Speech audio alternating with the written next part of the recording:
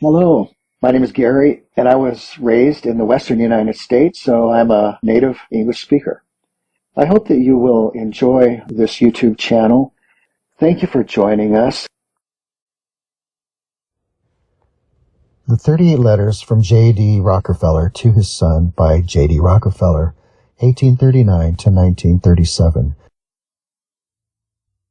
The 17th letter.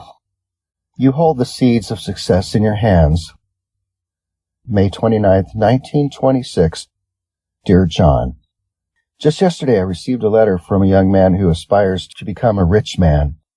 In his letter, he begged me to answer a question. He lacks capital. How can he start a business and become rich? God, he wanted me to show him the direction of his life, but teaching others doesn't seem to be my forte, but I couldn't deny his sincerity. I still wrote back and told him that you need capital, but you need common sense. Common sense is more important than money. For a poor son who wants to start a business, he often lacks capital. If he is afraid of failure, he will hesitate, move slowly like a snail, or even stop on the road of success and never move forward. So I specifically reminded him in my reply to the young man, the road from poverty to wealth is always smooth. It is important that you firmly believe that you are your greatest asset. You must exercise faith and keep exploring the reasons for your hesitation until faith replaces doubt. You must know what you don't believe in yourself you can't achieve. Belief is what moves you forward. Everyone who desires success should realize that the seeds of success have been sown all around him. As long as he realizes this, he can get what he wants. In the letter, I told the young man an Arab story that I believe would benefit everyone.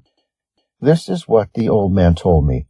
Once upon a time, there was a Persian named Ali Hafed who lived not far from the Indus River. He owned a large orchid garden, hundreds of acres of fertile land, and flourishing gardens. He was a contented man, and he was very rich. Because he was rich, so he was very content. One day an old monk came to visit him, sat by his fire, and said to him, "You are rich and you live comfortably, but if you have a handful of diamonds, you will buy the land of the whole country. If you own a diamond mine, you will use the influence of that wealth to put your child on the throne." After hearing the old monk's alluring words, Hafid went to bed that night. He became a poor man not because he had lost everything, but because he was beginning to become dissatisfied. Because he was dissatisfied, he felt he was a poor man. He thought, I want to have a diamond mine, so he couldn't sleep all night. Early next morning he ran to find the monk. The old monk was awakened early in the morning and was very unhappy, but Hafid didn't care about that. He shook the old monk out of his sleep and said to him, "Can you tell me where to find diamonds?"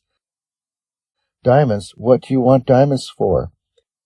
"I want to have a great wealth," Hafid said, "but I don't know where to find diamonds." "Oh," the old monk understood. He said, "You can find diamonds in the sand as long as you find a river in the mountain flowing through the white sand." "Do you really think there is such a river?" A lot. If you go out and look for it, you will definitely find." "I will," Hafid said. So he sold the farm, got his loan back, gave the house to his neighbor, and set out to look for diamonds. Hafid first went to the Moonlight Mountains to find it, then to Palestine, then to Europe. He eventually spent all his money and became worthless.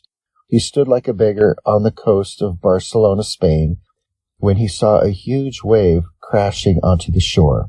This poor creature, having gone through all the ups and downs and sufferings of his life, could not resist the despair and jumped into the sea. Shortly after his death, the heir to his estate pulled a camel out to the garden to drink water. When the camel dipped its nose into the clear stream in the garden, the heir found in the shallow white sand at the bottom of the stream a gleaming stone with strange light. He reached down and touched a black stone with shiny spots on it that emitted rainbow light.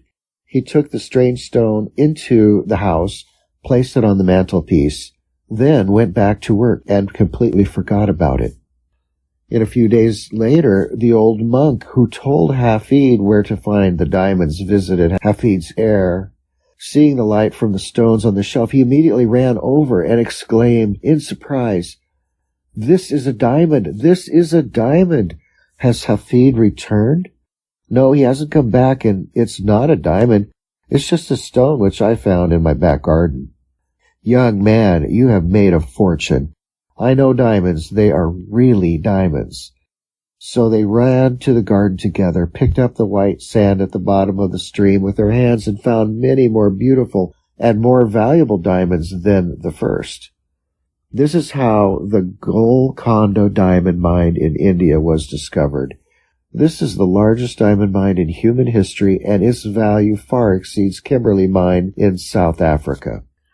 The diamond placed in the crown of the British Queen and the world's largest diamond placed in the crown of the Russian Emperor were both collected from that diamond mine. John, whenever I remember this story, I can't help but sigh for Hafed.